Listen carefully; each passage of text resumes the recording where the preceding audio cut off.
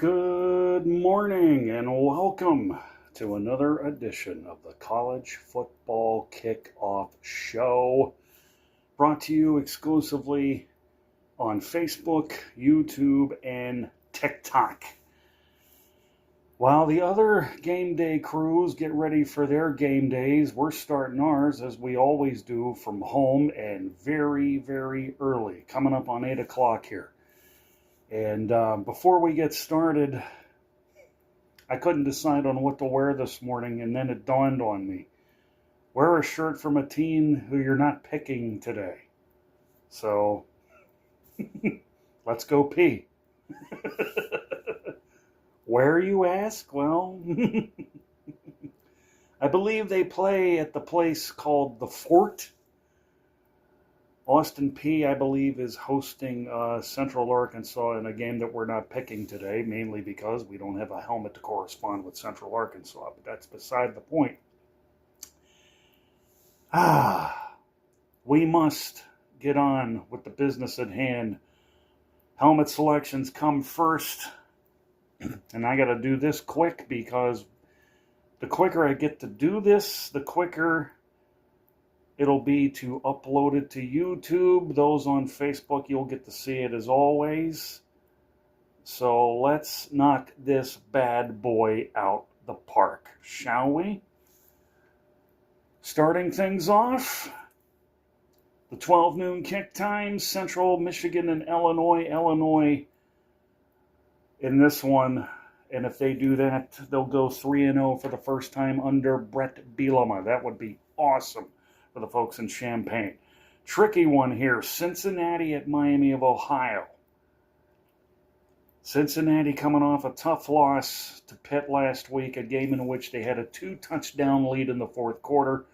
Miami of Ohio, meanwhile, is one of those teams that you don't know which one's going to show up, Jekyll or Hyde. If there was ever a time to pick a MAC game and make my MAC record look good, this would be it. I'm going to go with the Red Hawks at home. Fordham hosting Stony Brook in an FCS matchup. Going with Fordham. Don't really have much of a choice there. Because when you don't have the available info to you, what else are you going to do? Then we have Buffalo hosting UMass. This is somewhat of an easy pick that's really, by and large, not so easy a pick. I'm going to go with Buffalo at home, mainly because UMass hasn't fared very well in recent games, recent seasons, things of that nature. I could be wrong, though. As I said, we're going to try to knock this out of the park as fast as we can here. Where are we here? Duquesne and Youngstown State, a rematch, I believe, of the first round of the FCS playoffs a year ago. Youngstown State won, and they won big. I expect for things not to be any different. So we're taking Youngstown State over Duquesne. It's hard to believe this is the third straight week I have a Duquesne game in the helmet selections. Go figure that one out. Coastal Carolina and Temple. This should be an easy one. Chance up. And now we scroll to the 3:30 window. Basically the mid-afternoon games. Oklahoma hosting Tulane. Really? Who else am I going to take? Tulane lost a tough one last week to K-State, who, by the way, won big over Arizona last night. Kansas State now, I believe, 3-0. Might be a team worth talking about in the coming weeks as far as Big 12 and possible college football playoff implications. Washington hosting Washington State in their annual, almost said anal. You know a Freudian slip was going to come at some point. But it's the Apple Cup. And as far as I don't know if anybody's broadcasting it. Not that it matters, because I could do without either of these teams, but I got to pick somebody, right? Well, being that it is the Apple Cup, I'm taking Washington State. How do you like them apples? Towson College in Villanova. And another FCC. At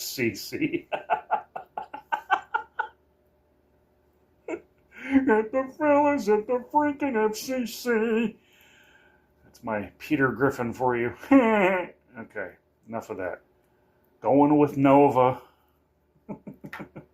Even when things are in a rough state, you find ways to get out of the hole. Tricky one here, Appalachian State and East Carolina. Now, Appalachian State got it handed to them last week, 66-20 by Clemson. And they have this matchup to deal with before they return home to take on a South Alabama team that scored 87 points against Northwestern State the other night. South Alabama must be really ticked off. But anyway, I'm not sure which East Carolina team's going to show up, but I do like my Mountaineers. I'm going to go with App State on the road at East Carolina. There was one matchup that I forget. Well, not that big of a deal, but they're still in my head. Idaho and Albany, University of Albany. Albany, of course, lost to West Virginia last week. Idaho continues to play with my head. First, they only lost to Oregon by 10. So to me, a loss for them is a win for them. And number two, they beat Wyoming in a game in which I picked Wyoming. So am I going to go ahead and say if I can't beat them, join them? Only for this week. So we're taking Idaho. UAB and Arkansas. UAB really stinks to high hell this year. Well, don't think I'll be picking them at any other point. So go Hogs. Do what you do best and do it right. Utah State. This is a tease. Such a tease. The shame of it is that I like Utah State, but I like Utah in this game. So, yeah, we're going to go with Utah. It depends solely on how Cam Rising's feeling. He did get hurt last week in the win over Baylor. Not sure if he's playing or not. Think of it this way. If he's not, then Utah State's got a very good chance. But Utah, I would imagine, has got really their position in this part of the schedule is very easy for them. The only blip on the radar comes next week when they have to go to Stillwater to take on Oklahoma State. So we'll cross that bridge when we get to it. Mercer and I skipped one. Gardner, Webb, and Charlotte. Gonna go with Charlotte at home. It's almost by default because I don't think Gardner Webb's all that good. Haven't looked at the records. Maybe I should, just to yeah, let's see where we are here. Yep, just as I thought, 0-2. In fact, both teams are 0-2. Maybe we should do it this way now. UConn. Wait a minute. Okay, we're on the right track. 1-1 UConn and 2-0 Duke.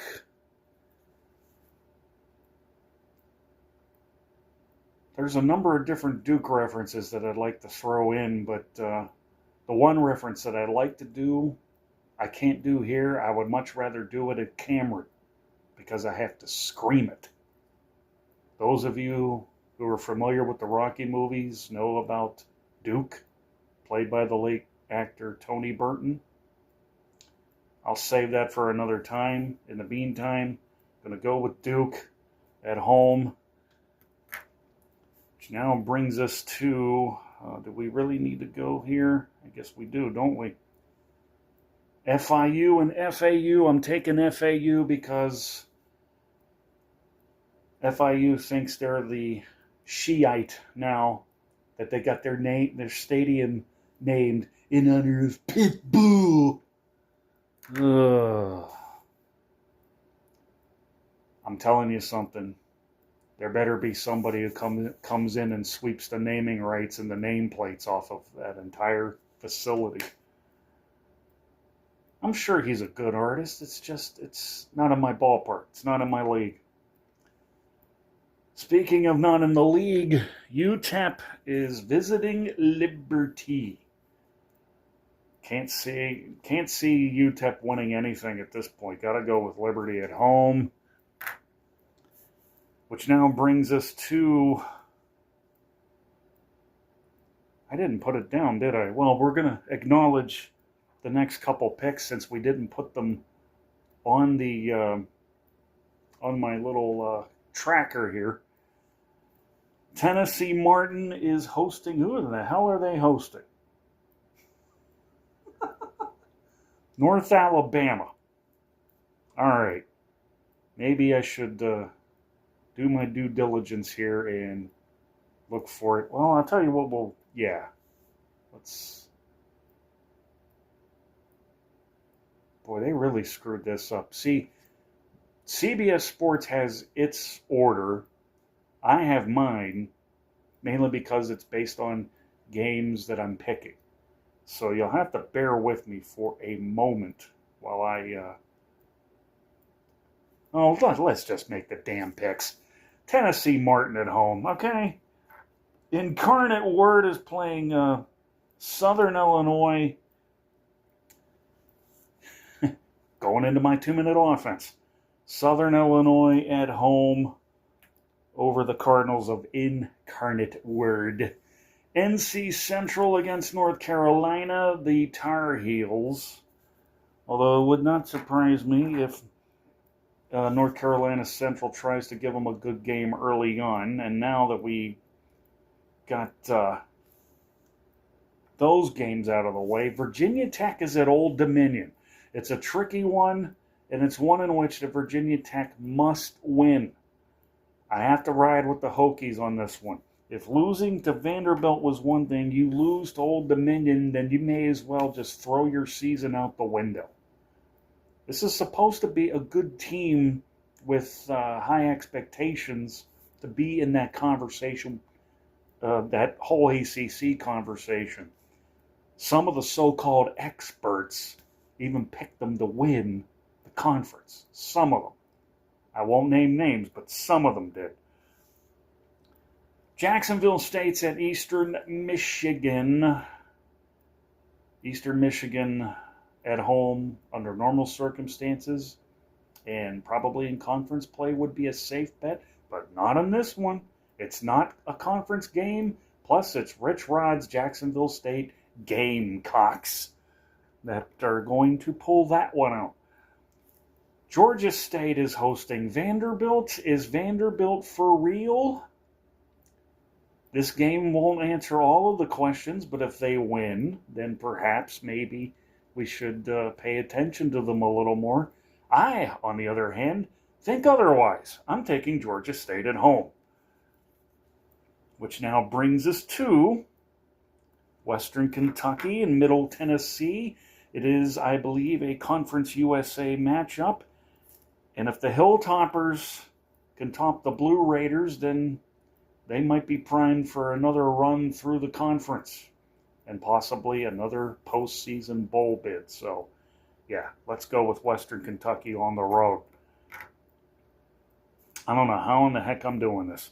Hawaii, Sam Houston. Sam Houston, as you all know, well, some of you, not all of you, they took their baby steps in their first foray into the world of FBS football. The second time around, they're starting to look a little more competitive, and I think it continues with a win at home over Hawaii tonight, which now brings us to South Florida in southern Mississippi, USF and USM. Gotta go with South Florida. Not because of Jadinklage Morgoon, the Key and Peele character from the famous East-West Bowl sketch. But they clearly have the better team, so we're going to ride with that one. Auburn is hosting New Mexico. Last year, Auburn hosted New Mexico State and got embarrassed at home. Now, if New Mexico goes into Jordan Hare and pulls off the upset on Auburn, I say, get your state flag and put it down on the 50-yard line, right on top of the Auburn logo. Will that happen? No. Auburn had better get its act together, because right now, the Iron Bowl is lacking iron. On your end, that is. So, do your due diligence, win the games you're supposed to win, and then get ready for the crunch. That is conference play. Toledo, Mississippi State. If there's one thing I know about Toledo, they can put up with anything. Tonight they got to go down to Starkville and put up with the Cowbells. And Mississippi State, for all I know, could be in the conversation of cellar dwellers, joining with probably the likes of the king of the cellar dwellers, Vanderbilt, who we talked about earlier, and possibly Florida. I'll go into that when the moment comes, but right now, I'm taking Toledo on the road. This is bold coming from me. Taking a MAC team over an SEC team, yes, it's pretty bold. However, the flip side of that is Tennessee hosting Kent. Come on. Really? Come on. Tennessee. Houston hosting Rice. Willie Fritz, I do believe, I want to make sure that my, the records are accurate here. We have to find the matchup first of all, and once we do, we'll have a better idea. Yep. Willie Fritz, head coach of the Houston Cougars, still looking for his first win. Rice, oddly enough, is 1-1. So here comes the tiebreaker. I'm going with the Cougs. And now we get to the final two helmet selections before we dive into the lanyards. First off, we have BYU and Wyoming. Wyoming, you disappoint me. I can't believe I am going to be resorted to taking the Mormons in this one. But if I'm going to take BYU, I'm taking them with these blue bad boys right here. It's probably the only thing I like about BYU. So there you have it. BYU on the road over Wyoming. Which now brings us to our final helmet selection. And unfortunately, it's an FCC matchup. And did I say FCC again? Oh my God. FCS. I just have to do the Peter Griffin thing again. And the fellas at the freaking FCC. Nichols and Sacramento State, they're both winless. Something's got to give. I'm going with Sac State at home, because if I keep going on the road I'm on with this whole FCS, FCC business, the show's going to be tanked.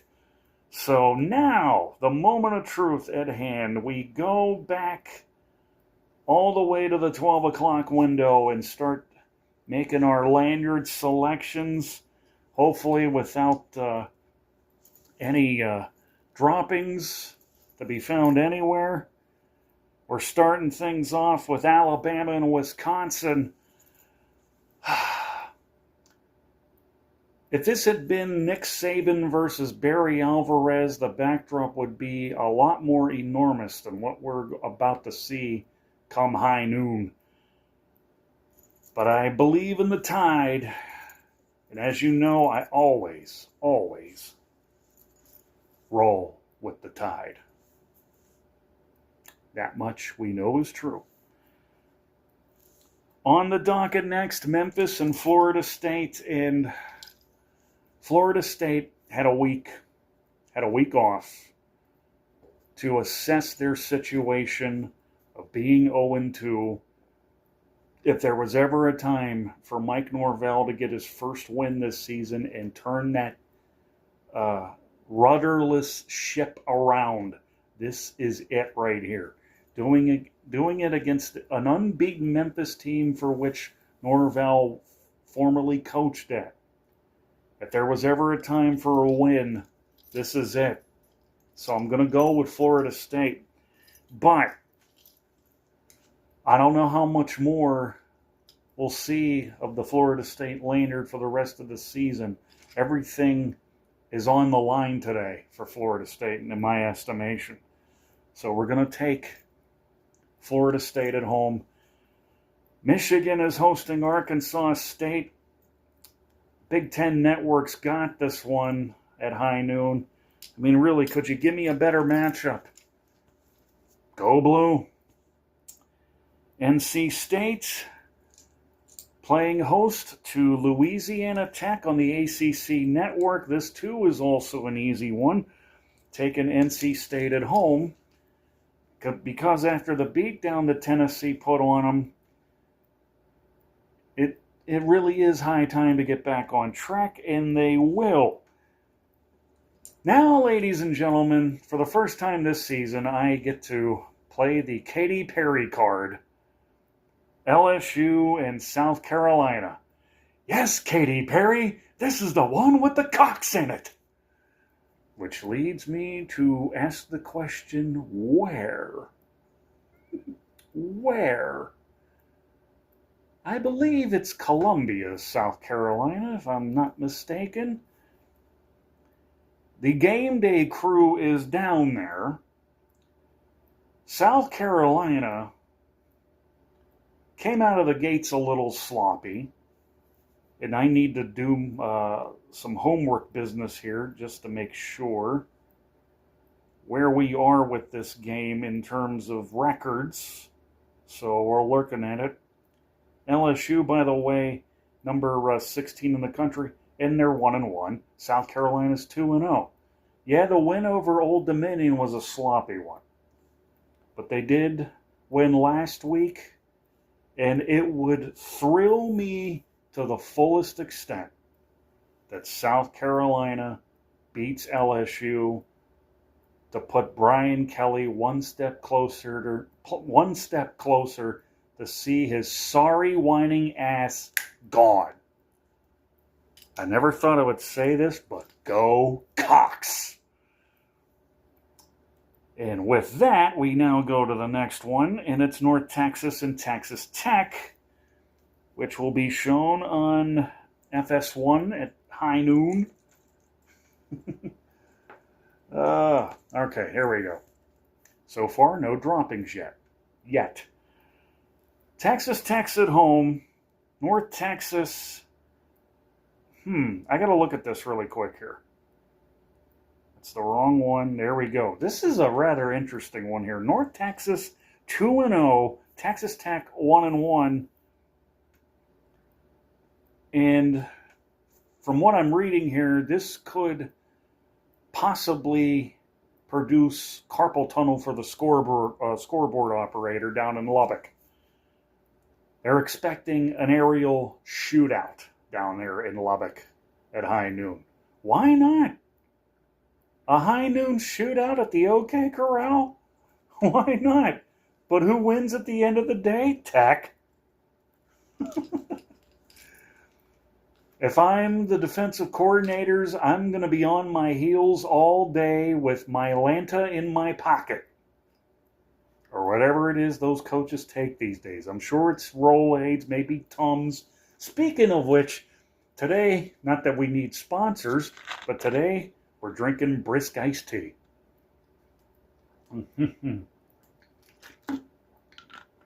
Gotta wet the whistle. I knew I was going there somewhere during this, so there you go. Moving right along. Oklahoma State visiting Tulsa. The last of the 12 p.m. kicks that are being nationally televised. This one from ESPN2. Okay, I've done enough of the, I wouldn't call it trash talking per se in regards to Oklahoma State. But I'm done with Oklahoma State. It's time I shut up about Oklahoma State, and now I put up with Oklahoma State. So you go ahead, do your due diligence. Go to Tulsa, win, and get ready for Utah. So that takes care of the 12 o'clock games. We now put our attention to the 3:30 window, and we begin with Oregon and Oregon State. All right. You know I'm taking Oregon, so we'll go ahead and put the lanyard on. Could have done this any number of ways with as many Oregon lanyards as I have. I'm just trying to make sure this actually looks good for you guys that are watching it on your mobile devices and laptops. Yes, we're wearing the Rose Bowl Champions lanyard. It's the only lanyard I think I have that's got the apple Kelly green color. But Oregon, the formula is simple. The hardcores don't realize it. But I know this to be true. You haven't shown all your cards yet, and that's okay. You got away with 2 wins that most people are treating as losses. All they want is what I know what will be coming. They have to be patient. So, suffice it to say, take it out on Oregon State. Don't give them any room to breathe. Put the foot to the throat. Beat them up so decisively that everybody in Corvallis feels it. Okay? It's the malice in Corvallis. Go Ducks, kick ass. Notre Dame and Purdue. Here's another thing that bothers me. The media have blown Notre Dame's loss to Northern Illinois so out of proportion. Marcus Freeman has only had 2 losses outside the conference here. These are games, no, there's no conference at all. We're talking outside what I guess would be called, the Power 4 now? Losing to Marshall was one thing. Losing to Northern Illinois is another. Both were, Marshall I think was a little more mid-season than early. The Northern Illinois one is so bothersome to me because it was a game that everybody knew they were going to win, and yet they didn't. And now today they go to Purdue, and it's a rivalry game, all things considered. And for one, you pretty much have to look at it with the right grain of salt and say, this is your bounce back game. From now on, it's 0-0. Everything will sort itself out over time. There will be games, and this is true in college football circles everywhere. There will be games that most people expect to win that turn into losses, and vice versa.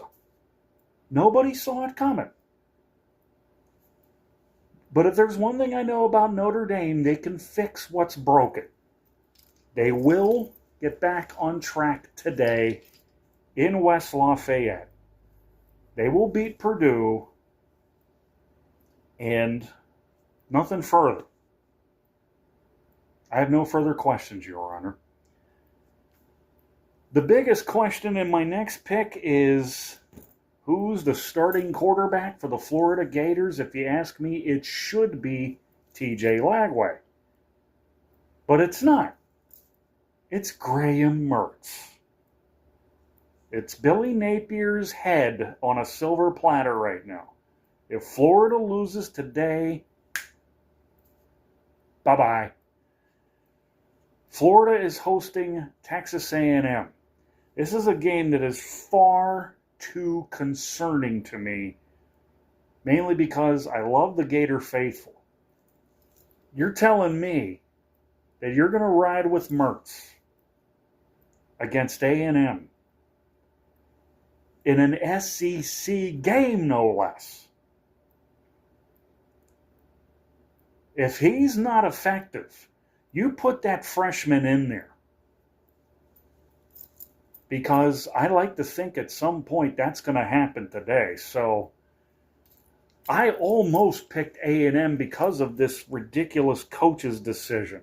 But if for some godly reason I got a feeling Lagway is going to get in there anyway. So I'm going to go with the Gators at home. Ball State, Miami, come on.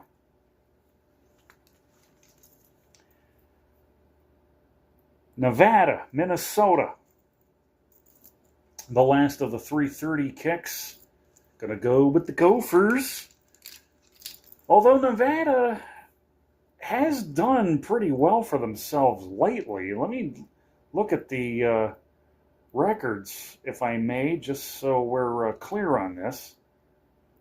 Because I know it's here. Nevada, where are you? We're in here someplace. There we go. Big Ten Network's carrying this one. Okay, maybe it's not as big as I thought. Nevada's 1-2. They've yet to have a bye. Minnesota 1-1. Yeah, I think it's a safe pick. Go with Minnesota. My bad. Where are we here? Troy and Iowa. Iowa. Let's chat. You can't win being one-dimensional. Your defense can't win you all the games. I watched your game last Saturday. It was the only game I watched other than W&J's beatdown over St. Vincent College last week. It was the only game I watched. Only other game. All you did was run the ball and play defense. You may wear the black and gold, but you're not the Pittsburgh Steelers. You're the Iowa freaking Hawkeyes. For the love of God, right the ship. Get your passing game together. Get everything together. And let's get a run going, shall we? This can't be happening every damn week. So we're taking Iowa over the Troy Trojans. So now we go into the nighttime and the after dark portion of things. Let's get to it. For the first time all year, I get to do this. I'm taking Ole Miss over Wake Forest. Jackson Dart's lighting it up down there. And he'll light it up some more tonight. That's a 6:30 kick on the CW for those of you that are curious as to where to check that one out. Texas hosting Texas San Antonio. Well, to the losers go the losses. After getting thumped by Texas State last week, Texas San Antonio, UTSA, heads to Austin to get spanked again. All right. Texas is ready for its championship close-up now, which means later on this year, we'll see how bright the light is. And my light just went out. There we go. We're testing the selfie stick camera light, I suppose, for today. We wanted to make sure that you could see everything, so there you have it. Let's see. Kennesaw State and San Jose State. The one chance I get to put a Kennesaw State lanyard around my neck, and it ain't going to happen, because San Jose State continues to ride on that incredible wave of wins from a year ago. Going to go with the Spartans at home, which now brings us to, do I have to make this pick? Yes, I do. Where are they? Yep. Colorado State over Colorado. I guess the light only works for so long and then it goes out. Well, you can see okay. We're almost done. I'll turn it on again. What the heck? There we go.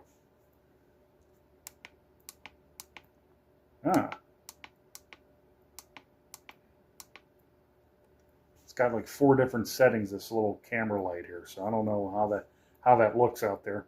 The light went out again. Anyway, we'll do without the light for the rest of the show. We're coming up on almost 40 minutes of show here. Colorado State will beat Colorado.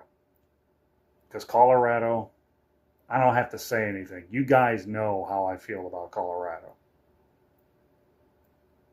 I just want to sit back with my arms behind my head, the legs propped up, and maybe another bottle of brisk iced tea.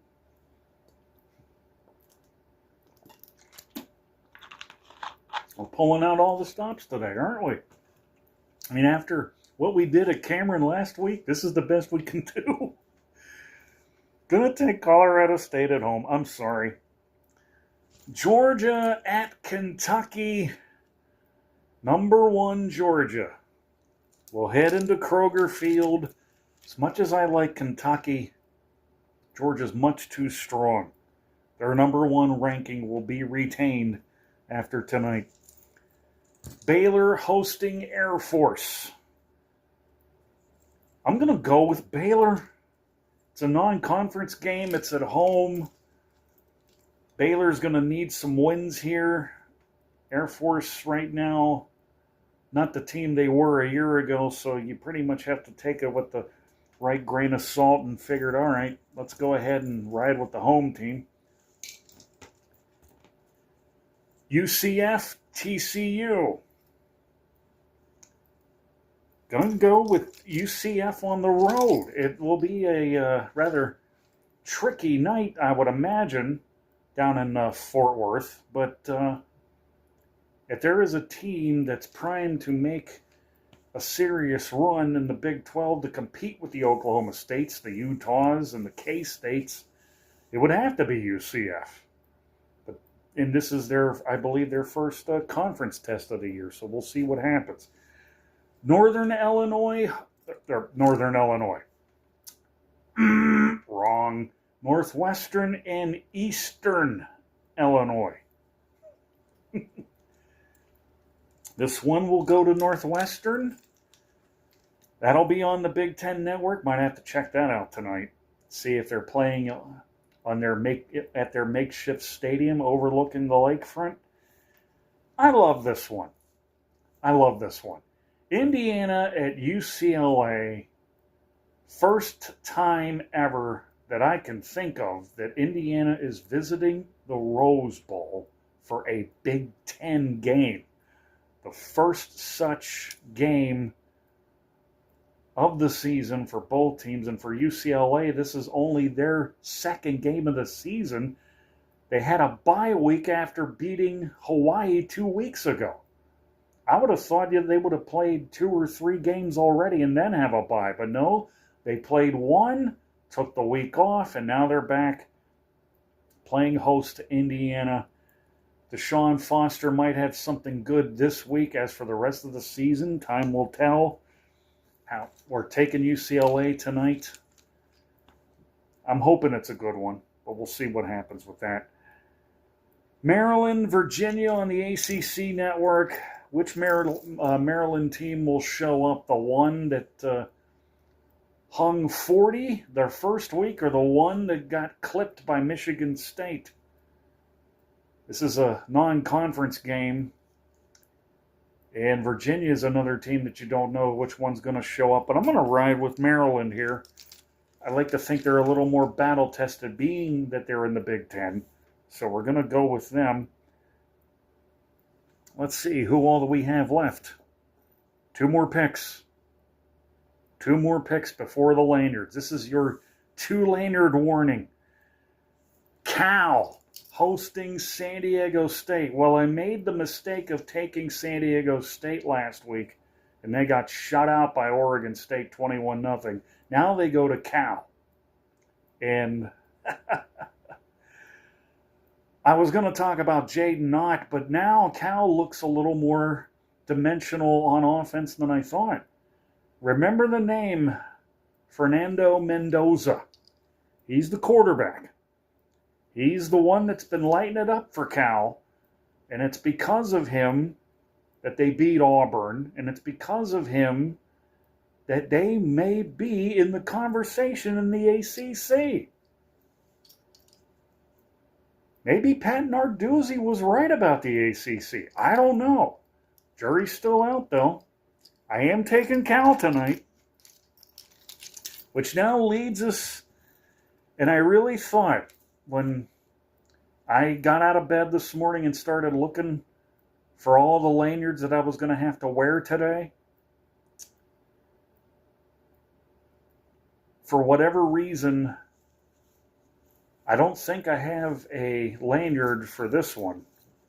Well, this is the nylon lanyard of Fresno State. And I like to think that we're going to retire that one. They're playing New Mexico State at home tonight on True TV, 10:30 for those who wish to stay up that haven't had enough football by that point.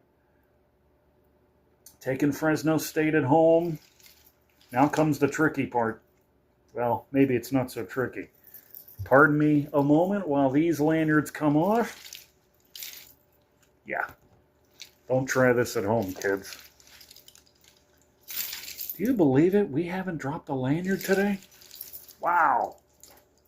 So, now we come to the big ones.